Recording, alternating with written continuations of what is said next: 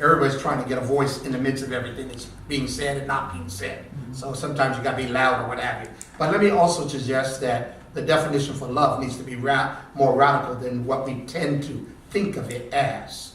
And Jack made reference already. It's the point for which, and I said a comment about diversity, that is this, that there's a danger for which we can lull ourselves in to think so great things about Framingham or any other particular community that we want to identify, that in doing so, we paint a false narrative about what really is going on around.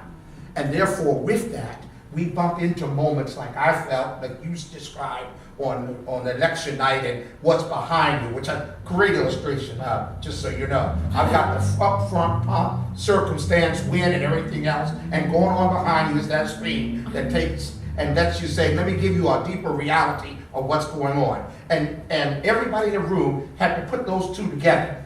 And I want to suggest that putting those two together is the point which will make us stronger as a community, trying to put it together. So since the election, certainly with my congregation, it draws from all kinds of folk all over the place, what have you, and the tendency on that part is to say, okay, now have we made any progress?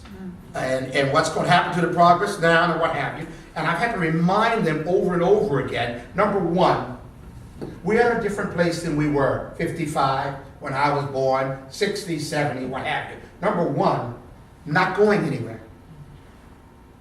Catch that reality. Went to my congregation so they understand. We're not packing our bags and moving out of Framingham, Marlboro, any place else. I'm not getting on some boat and go to the other place where you want me to go. So there's a different perspective. Number two, let's deal with it. Let's deal with the reality. Because in some respects, it's about having hard and difficult conversations that will make us stronger.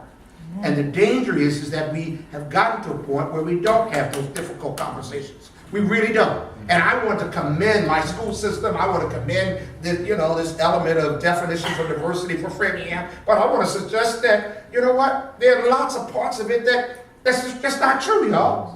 You know what I mean? And that's why I made the comment about benign, I want to celebrate the fact is that I walk in the door and there's a person who happens to be white and actually speaks to me and I speak to them. Great, wonderful moment. But there are two other people that come by me that when I walk down, they're going to walk the other side. Right. And that's the reality of waking up. So part of that is this waking up to say, this is what it's always been, but it is now on the front screen. As I told the congregation the other day, I am sick and tired of living my life based on the latest tweet that comes out.